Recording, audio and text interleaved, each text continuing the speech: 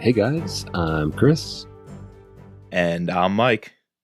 and welcome back to this week's No Limits, the Mitrap podcast, the Thriller podcast. Where are we putting this, Mike? I don't know. This is going on the Mitrap podcast. This is a tribute episode to Kyle Mills. So it's got to be on the Mitrap podcast. It's got to be. Yeah, and I didn't think we were going to be able to do this. I packed just in case, so just to give it a little peek behind the curtain for the audience. I'm currently in Wisconsin on a 2-week long business trip. Like I'm doing like some science work at one of our manufacturing plants, taking samples. So it's been kind of crazy, like it's a 24-hour plant. So like in order to get some of these samples, I'm going in at weird hours. We were supposed to record the other day, and I like the thing wasn't cooperating, so I had to take a sample at like 10 p.m. So, anyways, yeah, I'm happy that we're going to be able to sit down and talk about this book tonight. Dude, when you told me first you said all this craziness with work, because wasn't the trip extended about a week? You weren't supposed to be there for 2 weeks. No, I was always supposed to be there for 2 weeks. Yeah, you were? Okay. Yeah, so just again, peek behind the curtain. I work in a organism that grows really slow. So, like some of these, I make enzymes that go into, Tide, Cascade, stuff like that. And so, there's someone out there that's actually making these things in a giant plant that goes in these products. But it takes about 300 hours to run one of these fermentations. So that's about 14 days. Well, when you told me you came prepared with your mic and your copy of Code Red, I was like, this guy making sacrifices, leaving the family for 2 weeks, but not leaving the podcast. Not leaving the podcast. Yeah, my wife's not too happy about that, but I do what I do. I sacrifice. But yeah, I'm cracking open. This is for you. This is for Kyle, actually. Wisconsin only beer. You can only get this beer in Wisconsin, and It's called Spotted Cow. Oh, okay. By New Glarus Brewing. I'm going to bring back. I put my carry-on inside my checked bag, and all my clothes fit in my carry-on I'm just going to bring back beer in my checked bag. So you're reversing it. That's hysterical. That's great, dude. Hey, well, thanks for that. Looking forward to cracking that open with you. Maybe we'll have it on the microphones. Maybe we'll have it on the golf course. But either way, we will certainly enjoy that Wisconsin beer. Yes, definitely. Yes, we hinted at it. But today, before we get to Code Red, not to disappoint anybody, but Code Red doesn't come out for another almost 2 weeks from when we're recording this.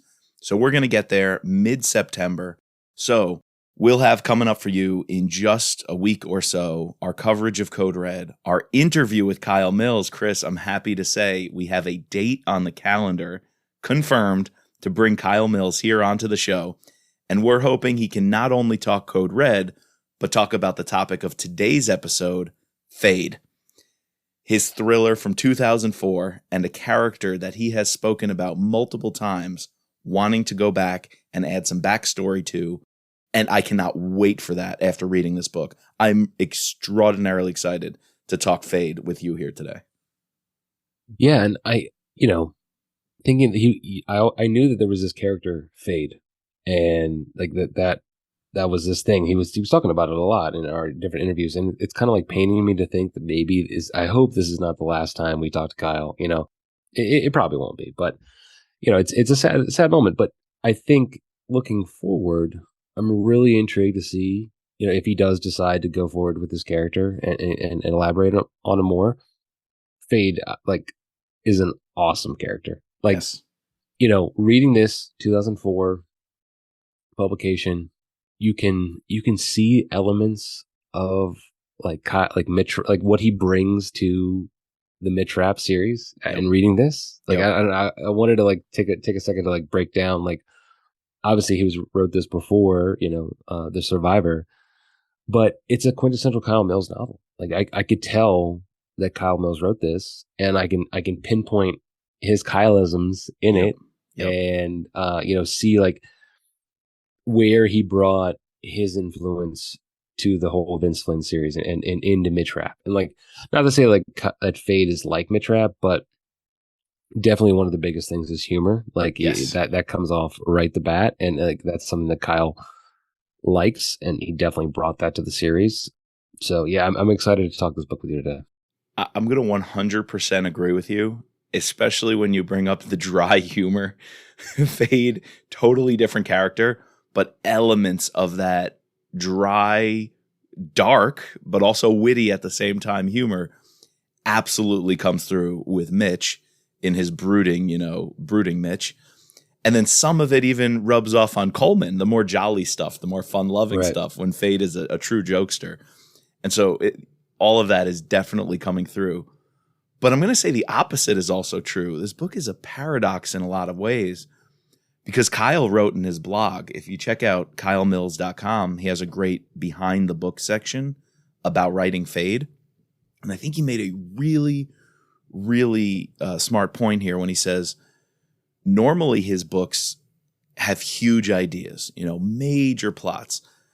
We read, what was it? What was the Phoenix? Rising Phoenix, was it? Rising Phoenix. Yeah. Yeah, about disrupting the drug trade. And so we're talking like intercontinental drug trading and huge global implications. Or all of his Mitch Rapp books usually have these larger than life plots involving nukes or end of world scenarios. And he said here he wanted the character to carry the weight of the book and the gravity of the plot. And so it's a really almost myopic book. It's really just kind of zoomed in on who Fade is, how the relationships around him are affected by his personality. Dare I say even I guess definitely his depression. It's not quite anxiety. I would maybe even say he kind of seems to be almost on the spectrum, if you will. I see elements of people with different autism spectrum disorders. And to see that in a character who's also an apex predator, who's dealing with all sorts of trauma that he's been through and post-traumatic stress, combine that with this personality, it just really pushes the character front and center and the relationships he has. And that's going to cause drama. That's going to cause a plot to really, really propel forward. He didn't need a world-ending nuke situation or a big geopolitical backdrop. And he says that's very different for him. And so I agree. This book is quintessentially Kyle Mills, but also what Kyle likes to do is experiment. And he tried an experiment here. And like we've said on the podcast in the past, when an author has a character that they know is gold, something else on the page happens. You can feel it, right? It's like in their bones. I got to say, with Fade, and for over a decade now, or if this book was 2004, almost 20 years, I think Kyle has felt there's a gold mine here. And we've only scratched the surface with this one novel. And so I'm really excited that he's going to have the freedom, the liberty to go back, spend some more time on this, and really get his own creative juices flowing. Because for however many years he was kind of hemmed in by the Mitch Rapp universe, I think it really pushed him. And we saw how he growed, and we've critiqued his work in real positive ways. But to let him just run loose with a character that he personally feels so strongly about, I'm very, very amped up to see what comes next. Yeah, and I feel like we got enough to like satiate us in the novel, but there's still so much more that we can learn about this character. I love the joke where someone keeps like, I don't know, multiple people keep calling him Mr. Fayed, and he's like, that's Al Fayed to you, like Fayed. Yeah. Yeah. And I like that he's a different character. He's not like this white apex predator. He's and I feel like we've gotten different instances of this where you have someone who's perfect to fit into that box if you can flip them, who are fluent in Arabic and but are raised, he was raised Christian, like, it's a very interesting, like, character to want to dive into, like this idea of the perfect person that you could sort of insert into. I mean, I guess Mitch Rapp in a sense is kind of like that, right? Because he had that skin tone. He obviously was fluent in Arabic, but this is like an amped up version of that. Like someone who's actually is of their heritage. That. Yes, exactly. And I'm excited to learn a little bit more about him. And you're totally right. He has this weird, and he's also like a man with a ticking time clock because of the bullet in his back. You have like that whole element to the story where it reminds me of I, like the movie Crank, where like that's a ridiculous movie, but the guy has to like keep his blood pressure elevated in order to like stay alive. You have like extra element heightness awareness at all times, because at any time you could become paralyzed or you could die. Yeah. Yeah. That's great. It's a great like plot device. So my brain was firing because we have that scene. It actually happens with him embedded in the Middle East. And by the way, I love the setting right off the bat in the first chapter.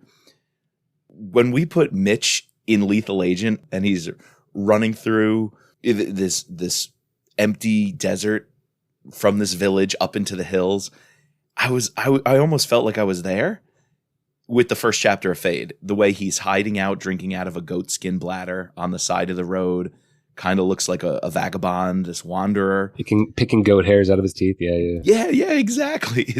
And people around him are like looking at him. He's all disheveled. They're grumbling. But then he feels compelled to save this girl. And that's how he gets the bullet in his back. Just, we're automatically transported there. We're in love with Fade because he wants to do the right thing. And he realizes it was a trap at the very end when it's too late and after he's shot. And then I'm thinking, wait a minute, how are we going to have more of this guy? Like, how is Kyle going to get out of this box of this character could become paralyzed at any minute? There's no way I would expect them to be amped up in a fight or to win a duel, or he honestly thinks he's going to be a vegetable, right? Like, how is Kyle going to turn him into this next big character he writes? Yet, I love the ending.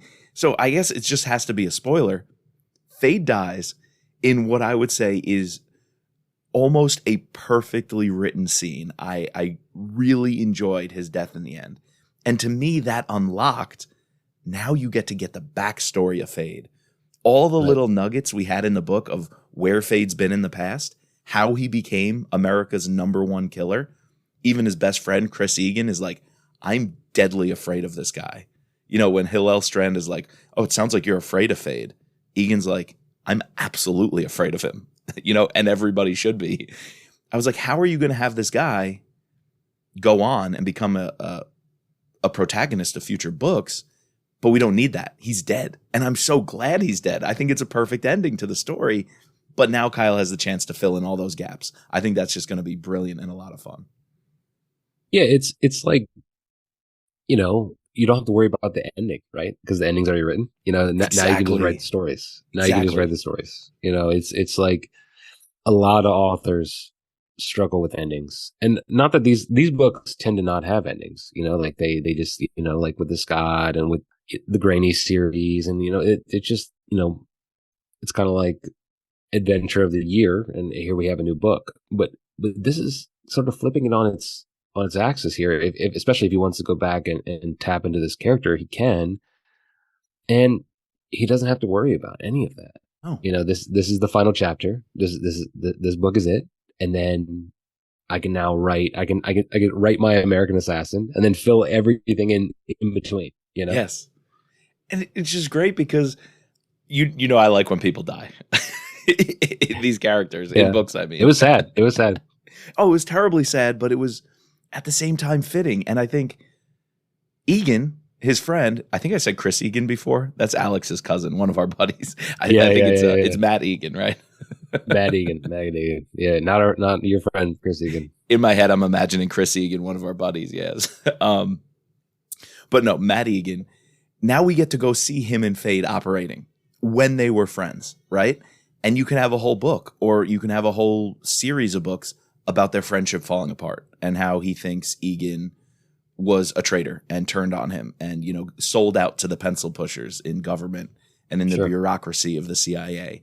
You could have him being recruited to the CIA, right? Egan brought him in and felt responsible for him.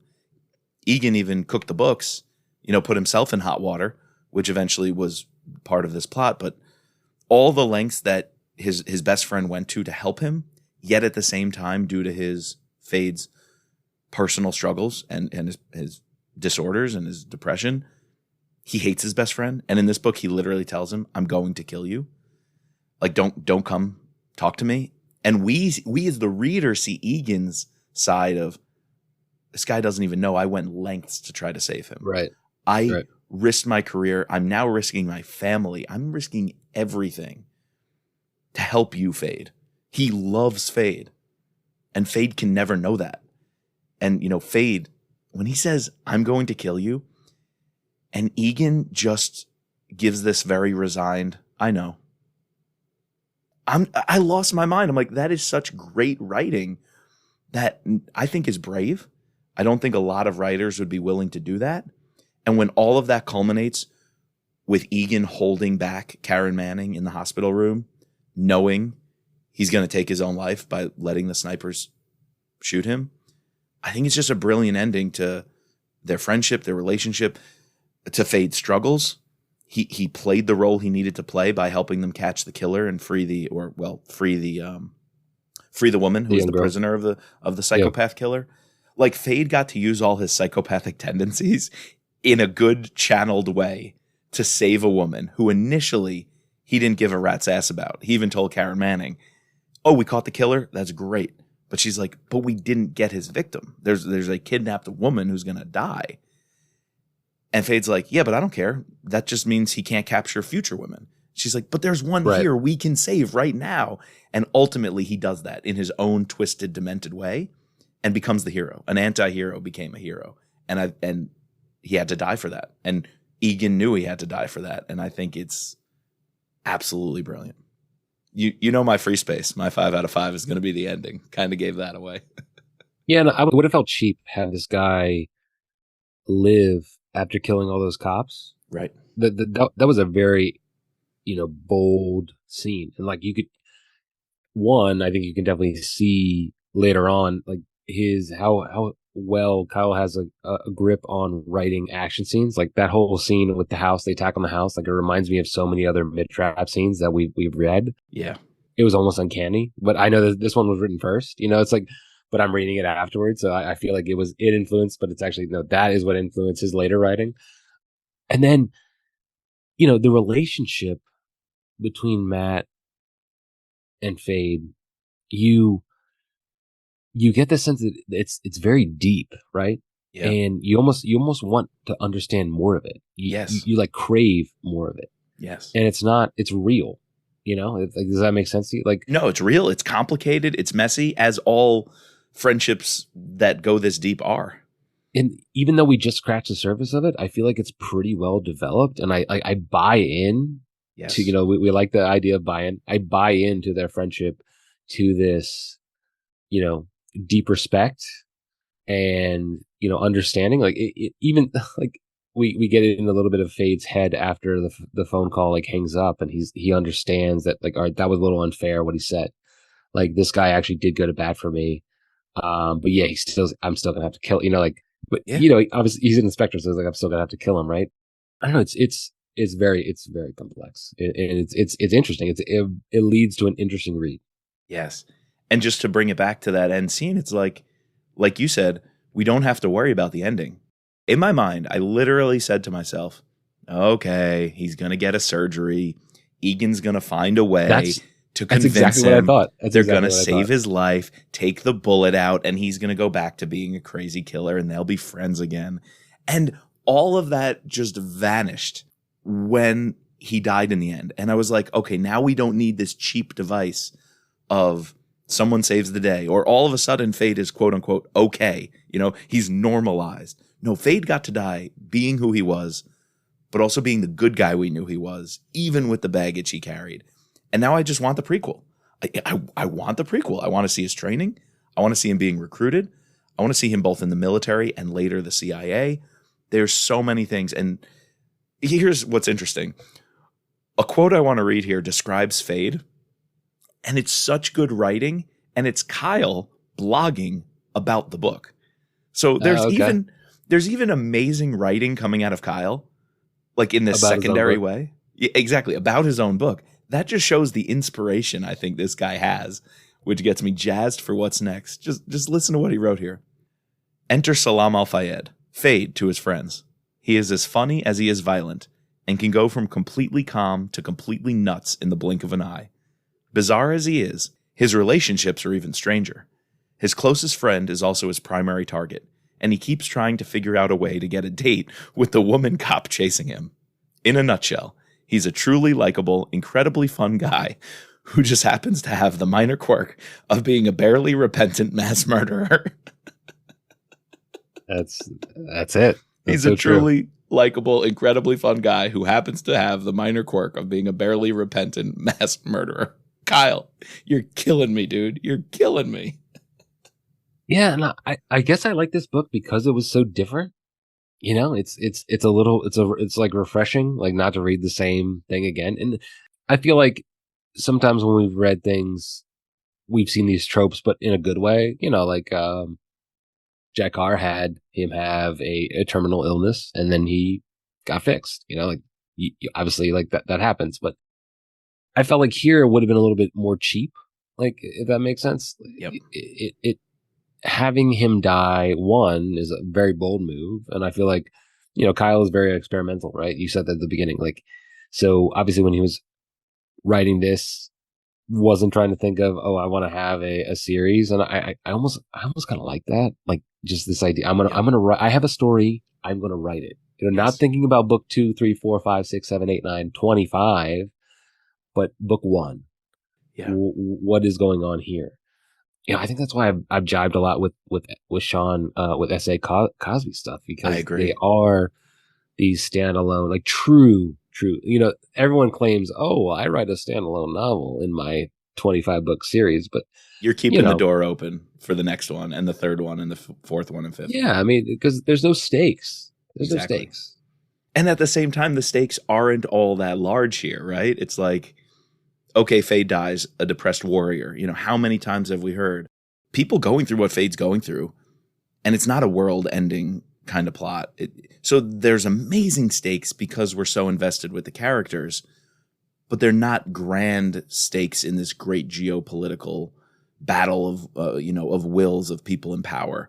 And it's just so it's so real. It just feels more real than if Brad Thor is having a war between China and India and Russia and whatever. It just felt real and personal. And you throw in, let's mention a few other characters like Karen Manning. Love her as a cop, and same thing. She's really good at her job, but she's getting screwed by the system. Her boss, what was it, Pickering or somebody, hates her, and all the people on her SWAT team are telling their wives, oh, it's this woman who got the job, got promoted. And she in her mind says, no, I'm better than all you fuckers. Like, I'm way better than all you. And she knows it, but she's got to deal with the system. She's another one that I think a lot of people can identify with. You got Roy Buckner. How many smart-ass villains has Kyle brought to the Mitch Rapp series? He reminds me of a non-Kyle Mills villain. He reminds me of Victor. Victor. I was going to say Lloyd of the Gray Man, but yeah, definitely Victor too. Yeah. Definitely Lloyd too. Yeah. Like a racist Lloyd. Yeah, so there's even a supporting cast of characters who are identifiable or are these tropes, and they just work so well being brought into this story, being put up against a Fade. Like Karen Manning and Fade coming together is just like, whoa. Yeah, and I think I don't know, like Kyle writes female characters pretty well. He does. I think like that's been one of his strengths. He obviously wanted to tap back into Donatella and brought her back in. Obviously does Claudia. Claudia. Why am I blanking on her name? Obviously does Claudia amazing, and obviously wanted to elevate her to, essentially a level of a Scott, right? Like not the main character, but direct right underneath an Mitch. A- B+ character, like that secondary. Yeah, like would you say that Mitch and Irene are level, or is Mitch still above Irene? Like I know this is a side tangent, but that's a good question. If we're talking about like primary, secondary, tertiary characters, it feels really disingenuous to relegate Irene to secondary, because that is not true. It does. But the opposite also I doesn't sit well with me. Is she on equal footing with Mitch? You know what? I'm going to say yes. I'm going to say she is. Her and Mitch together are the main characters of the series. I'll agree. Yeah. Maybe not in the beginning, but definitely like the past, from the middle on. Yeah. They've switched to being like co-main characters. Yeah. I think I want a little more of her moving forward. I do think that's Yeah, I definitely, and I'm only like two chapters into Code Red, so we won't get into that. But Yeah, we'll get we'll into it. Yeah, say everyone is vibing with it on our Discord, yeah, or we don't people are have loving Discord, it. but on our group chat on GroupMe. So Oh, and also excited just to talk about that one. to tell the people what we're also dropping shortly after this episode, I hope, a little preview of the George Goodell to Steven Weber announcement. Because, dude, we got a short 30-second clip of the new narrator, and I have a lot of thoughts. I'm going to leave it there. I have a lot of thoughts. So we'll have a hot take episode coming out to you pretty soon about that takeover. And you have thoughts? I have thoughts. Oh, Good thoughts. There's well, some good thoughts. I have good and bad thoughts. Like Right. I just like I just I want to know why. Like why now? I know. All right, Why we're going to now? have to get into that, though. Yeah, no, that's a completely other pod. We also have to reserve judgment until we get the Code Red audiobook because there's no way to get an advance copy of that. So we have to wait. Yeah, definitely. Yeah. All right. To get back to Fade, though, can we just talk the action scenes for a minute? I mean, Yeah, before we definitely. get into the scorecard, maybe because we read the abridged and we didn't give this caveat earlier. Maybe we should have. The only I did go audiobook- back. I did go back and read some of the chapters I missed. Like I just wanted to get a sense. Like I wanted to understand how much I was missing Right. because this is my first. This is my first abridged novel. I didn't want to read the abridged novel, but that's all they had available to us. It wasn't even on Audible, right? No, I checked Audible, Scribed, Amazon, Overdrive, Libby. I did another one, another audiobook, Chirp. Chirp is another audiobook platform. Only the abridged is available for Fade. And I should have, like you, went back and read the text version. I definitely want to do that. I'm a little hesitant about the scorecard because so many things I know would be way higher if I read the full version. Yeah. The abridged version, I could tell when there was a clip in the scene, Yeah, like definitely. an action scene that resolved too quickly, or a cut scene that got you a little bit like, wait, what happened here? We needed some filler. So I'm a little nervous about that. So warning, we did the abridged version, but one benefit to that is, holy crap, the action just doesn't stop coming. It really pops. Like Yeah. in their bridge, maybe that's because they tend to focus on it. I noticed that like in the bridge they drop a lot. They drop a decent amount of the like frivolous dialogue. A lot of some of the descriptors get dropped.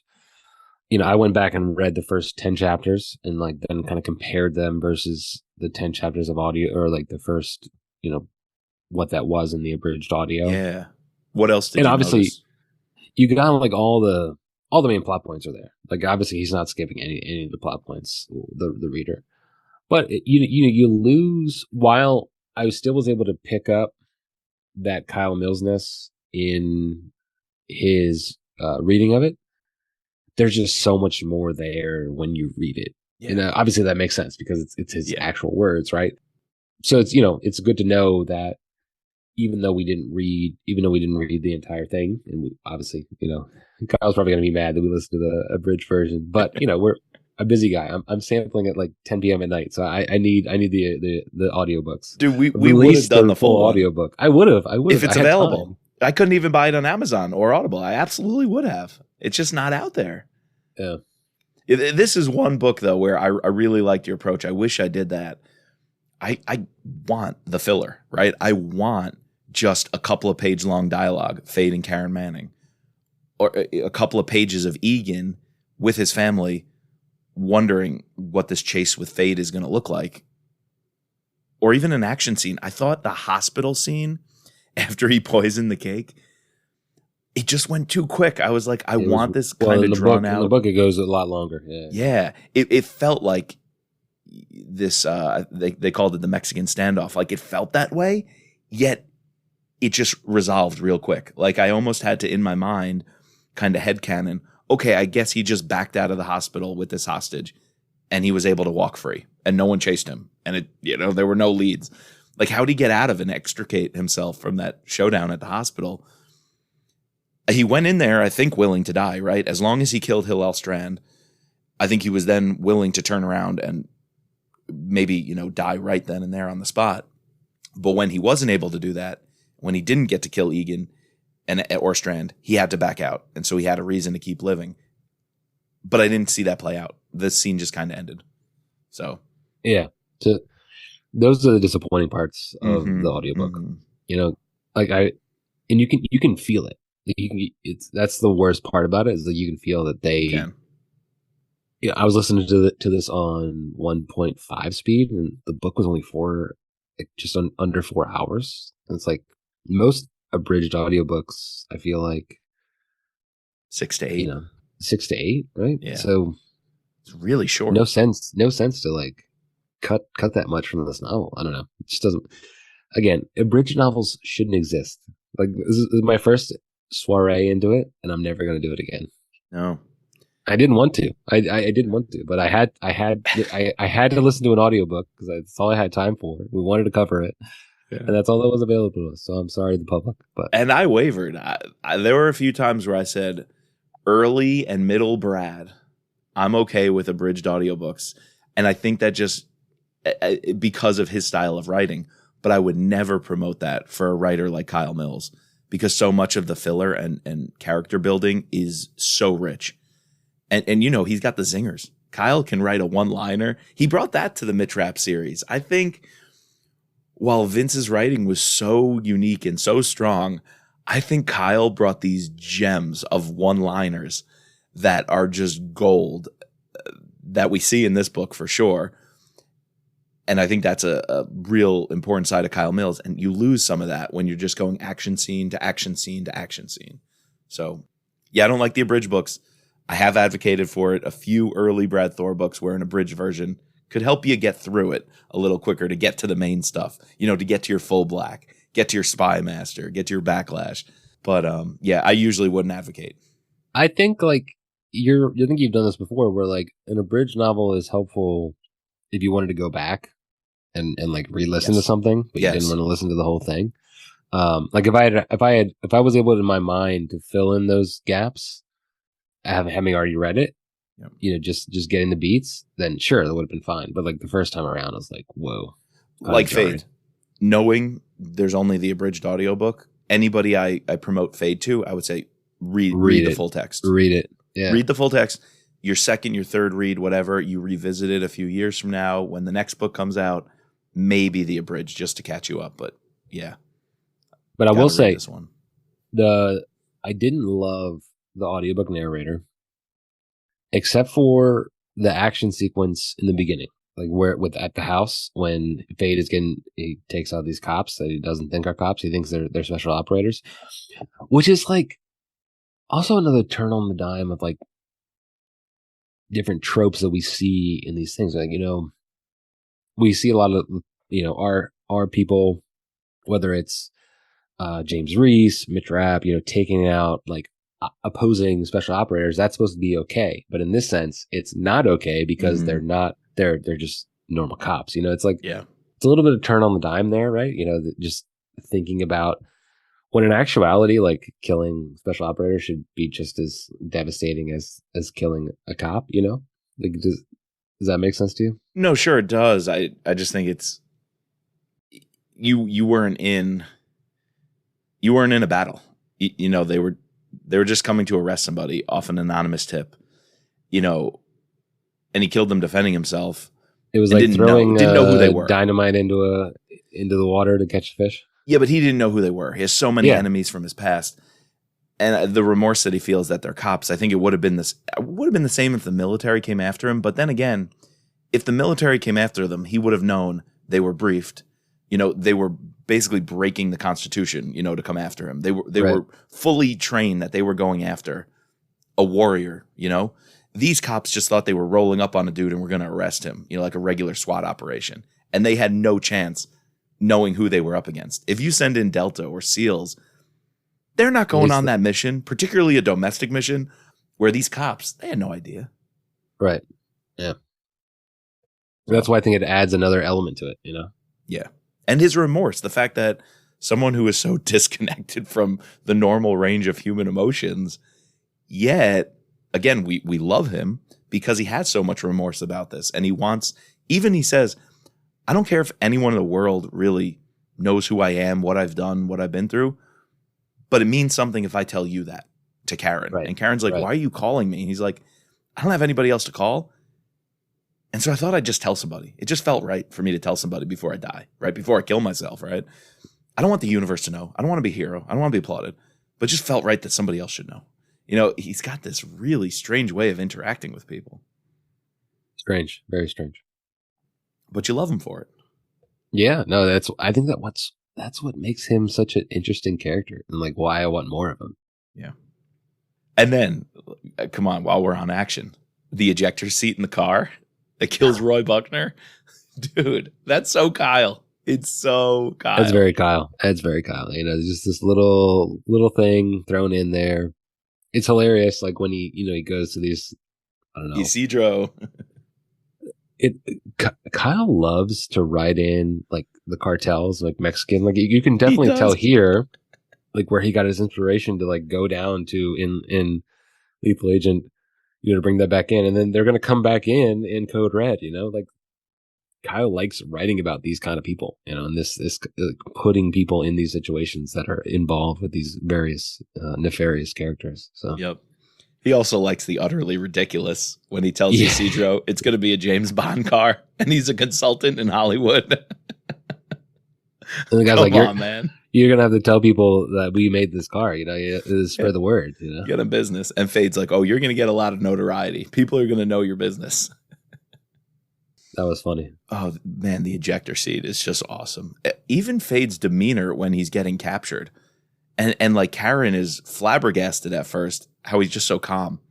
When Roy Buckner sneaks up on them and takes him, he's just kind of laying there in the car. Like, he's the kind of guy I could see sitting in a solitary confinement cell, just staring at a wall for like 2 weeks straight.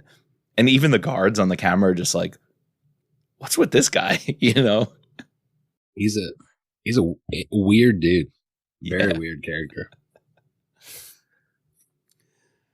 Dude, great stuff. I mean, the last action scene is really the hospital room sequence, which we talked a bit about, but a little again, the buy-in, while I love the scene, you heard me in the beginning go on and on about how fitting it was.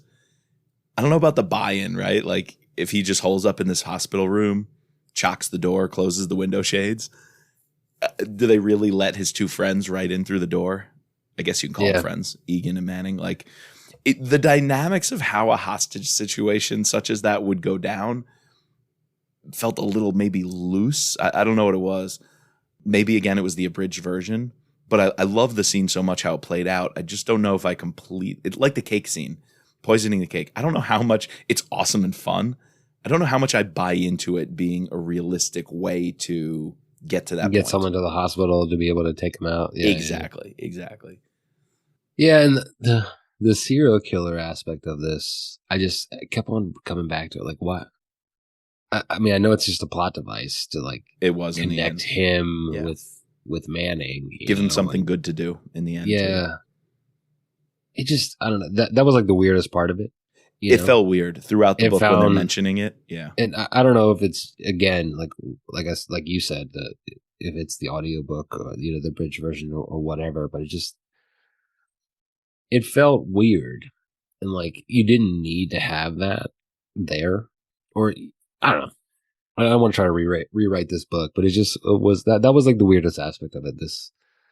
The serial killer that he ends up trying to save the character, but I guess you want to have like a redemptive arc. Yes, that's his whole goal right now because he feels bad and he feels remorse about killing these cops. So like you said, the anti-hero. But the buy-in's low. The buy-in's pretty low. I'll agree with you. It felt weird throughout the book. Maybe the full version it weaves it in a little better. But another aspect of it where it does land is the fact of he knows the profile of the serial killer and how he's competing for airtime. And the fact that Fade is taking away this guy's media coverage. It's like the Gilgo Beach murderer, right? Like, there's something strange about this person, and like, they're getting off on people finding out about this. They're secretly like, oh, it's really cool that everyone knows what I did. And whether they don't care about the consequences in that moment, they're secretly, and sometimes not secretly, enjoying the attention. And so there was that cool dynamic of Fade realizing I'm taking all the attention away from you, which is going to piss him off. And splitting the media narratives in the country. You know, like when you have this happens so much when we have like two dueling stories in the news and like Gabby Petito or whatever, you know, and then someone else goes missing and all of a sudden we've got these sensational headlines. For that reason, I felt that it was real. You know, like that would be one of those mass murderers who's like on TV all the time. We can't stop hearing about them. And the fact that Fade and other characters picked up on that. It was like the zeitgeist, you know, of the moment. Right. That part redeemed it a little bit for me because that felt real. Right. Yeah. No, I get that. I get that.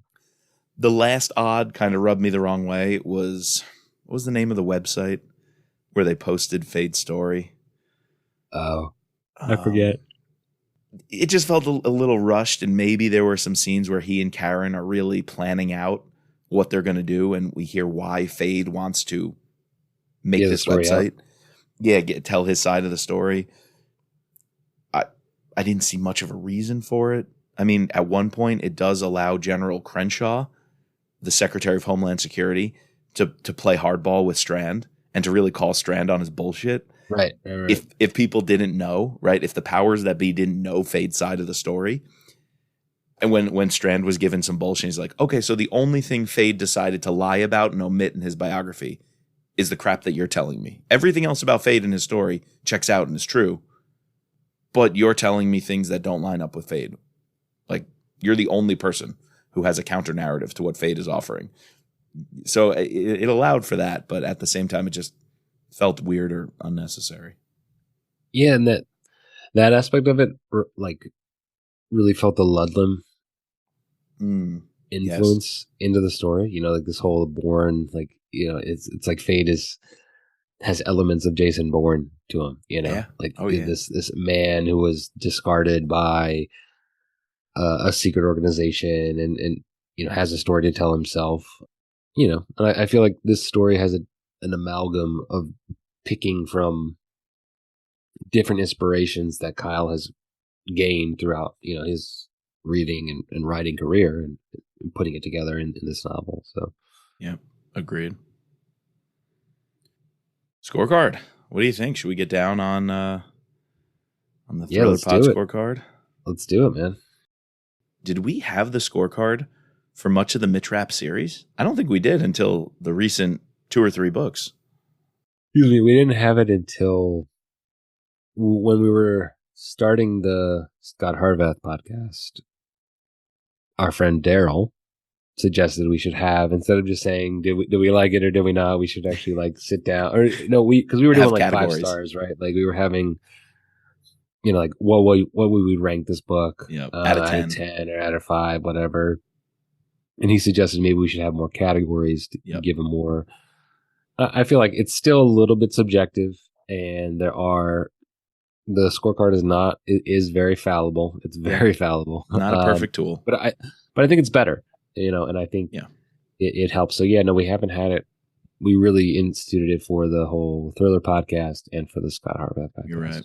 And so, just in case somebody doesn't know, well, first you should subscribe to No Limits, the Scott Harvath podcast, and the Thriller podcast. We've covered James Reese, so many, Jack Carr, so many other authors over there. So check it out. But we'll also say the numbers as we go. You know, for example, action and plot, the 2 biggest, most important categories, you might say, each get a score out of 10 points. And in the end, it's a total of 50 points. So action and plot, Chris, what do you give Fade out of 10 points each? I think they give the action a solid 8. You know, what I read of the action, I thought it was very good. You know, you have the opening scene, the attack on his house, the hospital scene, the end scene, even like the little intermittent action scenes are pretty good. And I think Kyle really, really strives in writing these. So yeah, I got to go give him a solid score on that with an 8. What about you, Mike? I think I'm going to go a little higher. I go with a 9. The opening scene was really cool. The hit at the house with the SWAT team, when he's taking them out using all his secret gadgets and stuff. Yeah, that was the gadgets cool. Again. Might also be Kyle. Gadget in 2004. Like that's pretty cool. You know. Yeah, he really set up this nest. I almost want to call it the nest. This hideout where you can monitor everything. And he bought these parts at like Sharper Image or something like that. So anyway, I love those scenes. I love the final hospital scene. I love him dying. The ejector seat is a lot of fun. So I'm going 9 on action. I'm going to bump it up. Okay. What about the plot? I like the plot. We've said so many things about it already. One other thing I'll say, maybe a criticism, if you will. The whole idea of Strand and Egan putting together this team and them initially wanting Fade to be on this team. And the whole reason this happens is they want to kind of get some dirt on Fade and use that to influence him to join their super secret squirrel team. Not the biggest hook to me. You know, so many other things hooked me in about the book and the plot. But when I step back, it wasn't. And you think about it? When I think about it, it wasn't all that meaningful that everything that's happening with Fade being hunted by these guys is because they want him to work for him. Yeah. Strand wanted him to work for him and dug up dirt on him, and then everything spiraled out of control. The spiraling out of control was a heck of a lot of fun. The initial hook of why we got there, a little underwhelming. So there were some chapters early on I didn't buy with Strand wanting him on his team and trying to convince him. Just wasn't perfect. So for that, I'm going to go to an 8. But everything else, once Fade gets flowing, him and Karen Manning, him and Egan, everything about that I jived with. So I'm going 8 on plot. Okay, I'm going a little higher. I'm going on 9, and I think I actually bought into that. I thought it was a good concept to introduce these characters. You're able to introduce some of the other nefarious characters that Egan has dealt with, you know, through the same plot device. It's kind of like weird. It doesn't get a full, you know, maybe it's more like an 8.5 because the story it jumps around, you know, a lot.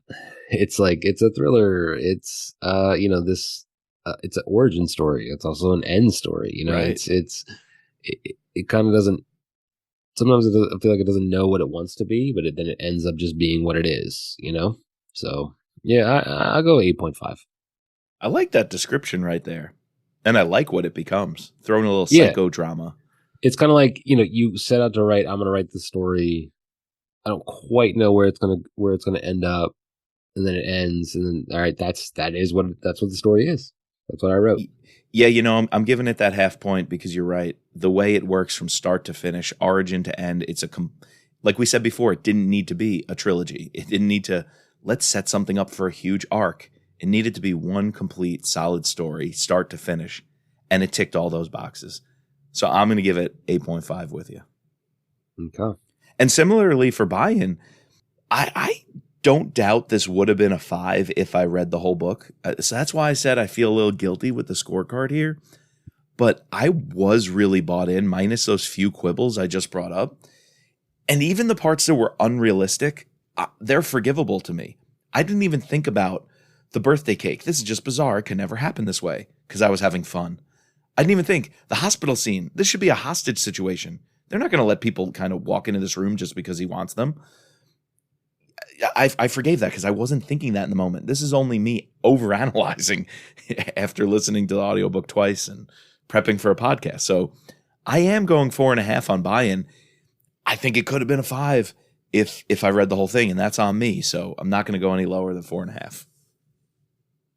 All right, I'm going with a 4. Like some of the things I couldn't get into. Bizarre, and yeah. It maybe if I read the entire thing, that would be higher, like you said. But I didn't, and that's ultimately a little bit on not having the full audiobook available to me. So, and that 4 and 4.5 is out of 5 points. Our buy-in score, yes, is a 5-point score.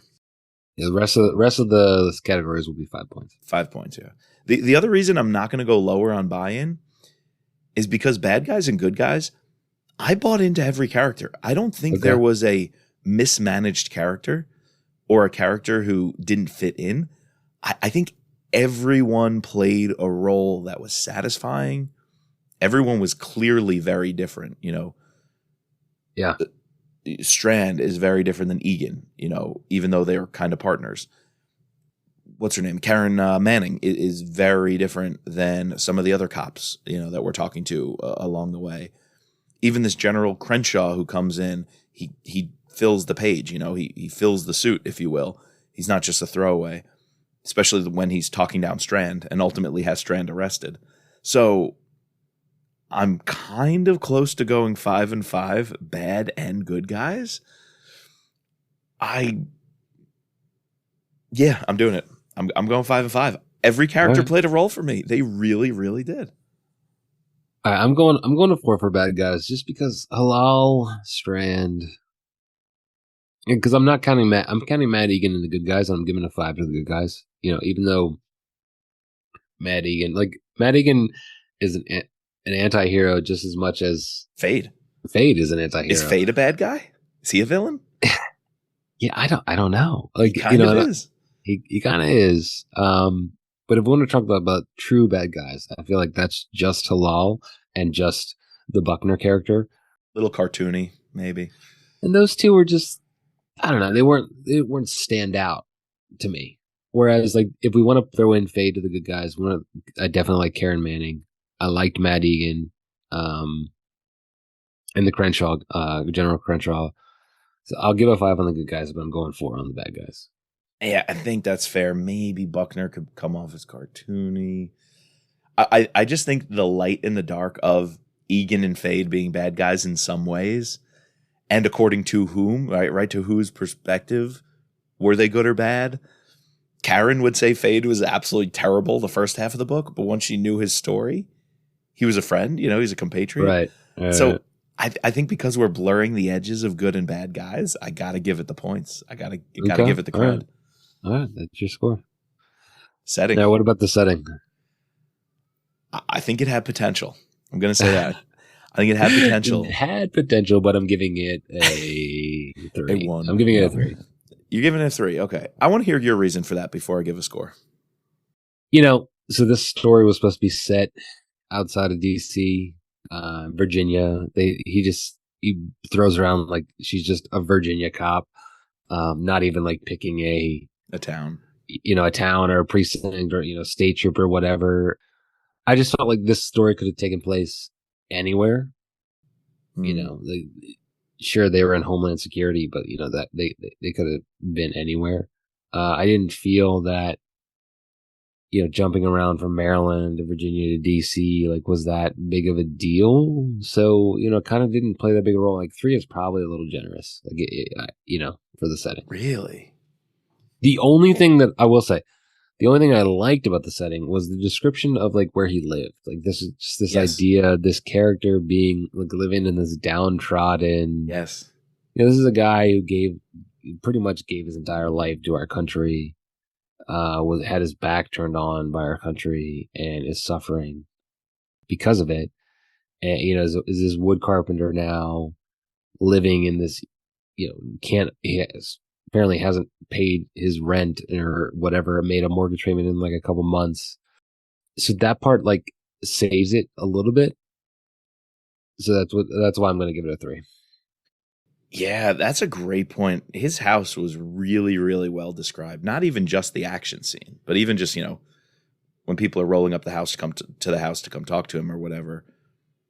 Really well described. And again, kind of like that Gilgo Beach Rex guy. His house was all run down, disheveled, stood out on the block as being disgusting. I kind of got that feel here. Yeah, I think I have to go a little higher, though, because if I read the book in full, I think things would have been fleshed out a little bit more and less rushed at the hospital or less rushed on a couple other little scenes. But we do get the opening in the Middle East. Again, not very descriptive of where, but yeah, it's no Vince Flynn in terms of the details. You don't go up, Wisconsin Avenue and you make a right on R Street and go past Dumbarton Oaks Park. You're right. It doesn't have that detail. But is that a consequence of us listening to the abridged? Exactly. It could be. The setting is probably being hurt the most by that. Because of that, I'm going to give it a 4. But I don't know if it needed it either because the characters were the lead. The characters sing. The characters sing, and sometimes the little details of which street you're on and what the street corner looks like are unnecessary. And I feel like for large parts of this book, it was unnecessary. Yet the ones we got were great because even when Roy sneaks up on them and Fade caught Karen on a run. He pretended that he fell. And then Roy comes and they go in the ejector seat and they're driving. I can imagine like the countryside or this road that they're on, this highway. So I'm going to go 4 out of setting. I think I'm going to be generous to it there. Okay. Okay. Yeah. You know my free space. Why don't you give us your free space, then we could wrap up with the cover. My free space has got to be Karen Manning. Like I really liked her as a character. And I kind of already said this, but I think Kyle writes female characters very well. You can definitely see that, from here is not his first novel, but it's something that he's going to stick with. So yeah, I got to give it to Karen Manning. I really like that character. I like that. It's a good choice. Yeah, mine's the ending. Not going to say much more, but this book has a complete arc, and I'm glad that arc comes to a close. I like that a lot. I knew that was going to be your free space. It's the end. I'm glad it comes to a close. I love seeing the end, and it just allows so many more fun opportunities. Gives it stakes. And now he can plug in, right? You didn't plan to do this. You told the story as it needed to be told, but now there's so many opportunities to plug in at different timelines, parts of Fade's life. And I'm excited for that. Some of my favorite books have been where we read the ending in the first chapter. Yep. And we don't get the full view of it. Like American Assassin's like this. Yes. One of the reasons I love that, it's not the ending, but it's I don't know if it's midway or 3/4 the way book, but that's where we start the novel, is seeing Mitch in the situation in Lebanon, looking in the mirror. Yep. And then later on we come back to that and it's more fleshed out. It's more, you obviously understand a little bit more. And so those are some of my favorite novels, is when we have this idea of where the story is going. And so obviously by reading this entire thing, we know where the story went, where it is, and then he has the ability to go anywhere with it. Literally you can go anywhere. Like in a Mitch Rapp novel or a Scott Harvath novel or a James Reese novel, that the main character is going to be there. Yeah.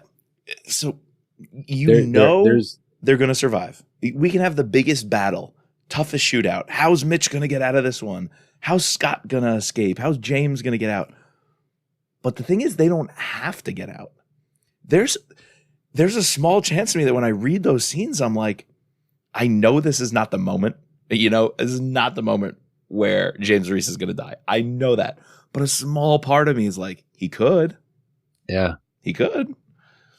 And for a writer to actually take that step is humongous. And to take that step when you're clearly not at the end, right? You could be like, oh, book 36 of Mitch Rapp. It's obviously going to have to happen soon. Whatever. That time might come. What if you kill James Reese next book? Boom. Mind friggin' blown. Everyone in the published industry would be like, that's a no-no. But to me, it would just be insane. It would just be mind-boggling to let that happen. And I know it's never going to happen, these big brand names, but dude, can you imagine? And we kind of get a little mini version of that here. I think that's what makes why people love Game of Thrones, because of this idea that no one's safe. No one, exactly. And that's why you read, because you want to know who's going to die next. Yep. Obviously you have to have multiple characters to lead you through that. Yeah. But yeah, no, having stakes ultimately leads to having a better book. So wait a minute. Code Red, Red Wedding. Everybody's gonna die in this book. Could you imagine? Can you imagine a red wedding in the next Mitch Rapp book? Don Bentley's just going to blow it all up. 1 book contract for Don Bentley. He killed everybody. Then they retcon it all with the next author. Oh, that's bad. That's bad. Anyway, I like steaks. Let's boil it down to I like steaks. Gotta have steaks. I love real steak and steaks. So there you go. And not just world-ending steaks. Not a nuke's going to go off somewhere, steaks. Personal steaks, character-based steaks. Yes. All right, we got to talk the cover. All right, what about these covers, man? Yeah. Which one do you want to start with? I don't know which one was the OG. Do you know which one came out first? We got the blue one and the red, white, and blue one. I don't know which one came out first. They're both very similar. Running in DC, running with the... obviously, the one thing I will give it is that it captures this idea of a man and a woman on the run, which is, Yes. we didn't spend that much time in DC, and I don't know what would have been a better cover for this. So that's what ultimately, like, when I think about, oh, like this would have been a good cover. Like I don't have a great idea for this one. I think like these are like the best that you can do. They're not great, but I don't know. What are you gonna go hard on them? I'm not going to go too hard. And the reason I'm I'm not gonna going go to go, three. It's a mid cover. yeah, here's what saves it. It's judge a cover by the book. And to put Fade and Karen Manning together and actually represent them on the run, and they are kind of doing this in one of the scenes. I feel like they were on a run when Fade was chasing her. It's kind of a metaphor of Karen wanting to help Fade tell his story. They have to get out together so that they can do this thing. I like the choice of having the silhouetted figures running together. I think that judging the cover by the book ticks that box for me. The fact that one of them put them on a street in DC near the Capitol, you're right. Not enough takes place there. They're never running through the city streets. It's not like there's a shootout, right on Capitol Hill or anything. So that's a little ding. But I like the red, white, and blue one a whole lot better. I think that one. Yeah, that one is better. That one generally works for me, artistically, stylistically. Again, we're talking early 2000s, so covers, I think. Just weren't a thing. Yeah. Yeah. I don't think they had the weight they do in the social media days and everyone, take a selfie of you with your Mai Tai on the beach reading the book, I think I have to judge them by that era. So, man, how do you score these? Oh, and by the way, there are more covers. Take a look at what I just put in the chat. The more and more I think about, oh my God, there's a ton more covers. Oh man, the more and more I think about the Deadfall cover, the more and more I appreciate it. Love the Deadfall cover, dude. Really love it. We made that clear, right? On the Scott Harvath podcast? I think we made that so. Clear. Dude, look at the orange cover. Yo. Do you see that one? How do I opened up your thing in the chat, but it takes me just to Goodreads. Oh, here we go. He gave everything to his country. Now he wants it back. Oh, you notice all these covers also have a Lee Child endorsement. Lee Child says, quote, "A certainty for the Thriller Hall of Fame." That's big. Dude, I'm loving this orange kind of like cover. the barbed wire with the orange. Yeah. That one's pretty cool. Barbed wire with the orange. And look at the text. The actual word fade being burned out. Oh, I like this one. It's Kyle Mills Fade. It's kind of like a faded flag with like a silhouette of a guy.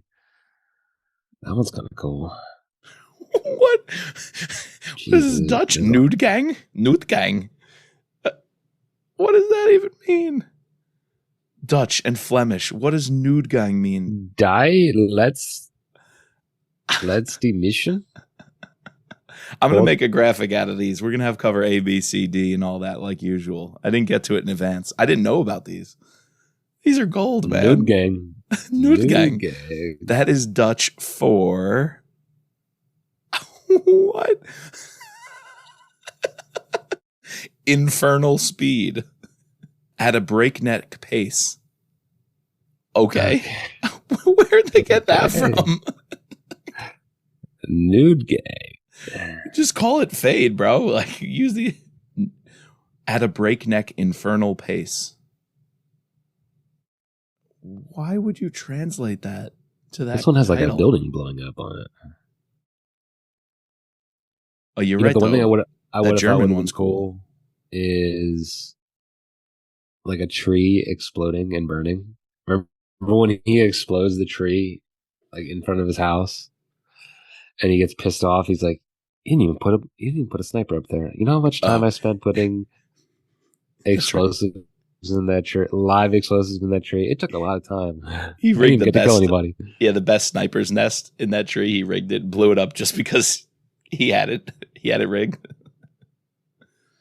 I do like the German one though with that badge. You can see a little corner of the badge.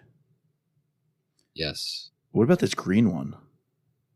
That's a very Kyle Mills looking cover. It's a very Kyle Mills cover.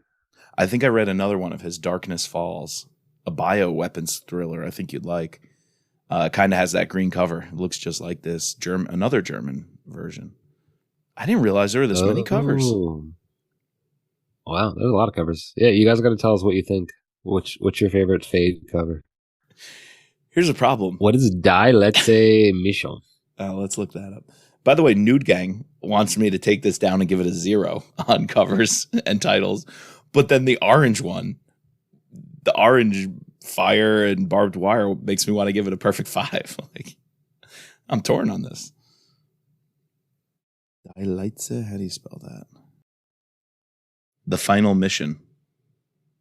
The Final Mission. Yeah, The Last Mission. Oh, dude. That's a great cool title. That's a cool title. Yeah. I like Fade as the title because this book is so character-centric. Yeah. So I think Fade is the better title. But if you had a subtitle, The Last Mission, that works. The Germans, man, they're beating the Dutch on these titles. Nude Gang. Get the fuck out of here. Nude Gang. All right, I got to settle on a score here because I like that orange cover. I like the red, white, and blue flag cover. I hate the blue and black one in DC. I've been generous all along, so I'm going to go 3.5. I can't give it that 4. It does not deserve it. No, it does not. It does not. I've been generous enough. I think that orange one, red, white, and blue one, 3.5. I'm leaving it at that. Wow. You have a 44.5, Mike. Definitely. Absolutely. I will stand by that any day. I'm going a little lower. Mine's a 40.5. Solid book. Yeah. I think you absolutely can't go lower than a 40. Argument could be made to push a 45, but that's probably about it. Real solid book. And I'll be honest, I gave this caveat before. I didn't read the whole thing, the unabridged version. No doubt this book can be infinitely better, I bet, if we read the whole thing. That's on us, or at least that's on me. I'll take it. But I still wanted to give it a good score because I really enjoyed what we got. Yep. Oh, all right. I can't let everybody go until I tell you a limerick about my thoughts on Fade. Oh, give it to me. There was a quirky man named Salam, trained warrior and loose cannon bomb.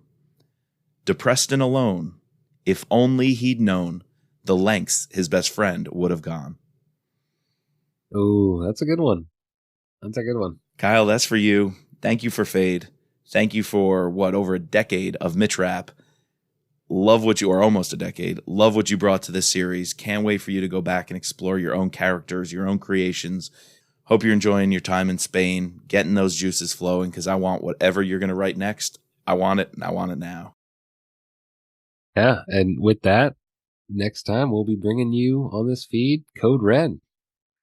Whether it's our interview with Kyle or our breakdown, part 1 or part 2 of Code Red, stay tuned for that. If you guys haven't signed up for the Ambassador program, which I don't know why you wouldn't have, make sure you pre-order your copy for September 12th.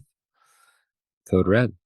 I can't wait to read it. Oh, absolutely. Yeah, I'm only about halfway. And we'll even have our hot take episode, a little shorter, reacting to the Steven Weber news, the new narrator replacing George Goodell for Code Red, and I would assume beyond, Code Red and the Don Bentley books. So that'll be coming at you soon. All right, we need to thank our patrons, including our special operator, Sherry, our special agents, Daryl, Kevin, George, Matt, Dawn, Dennis, Peggy, Catherine, Ray, Bridget, Jeff, and Mark. Please subscribe using your favorite podcasting platform on Twitter and Instagram @Thriller Podcast. And as always, just let Fade be Fade.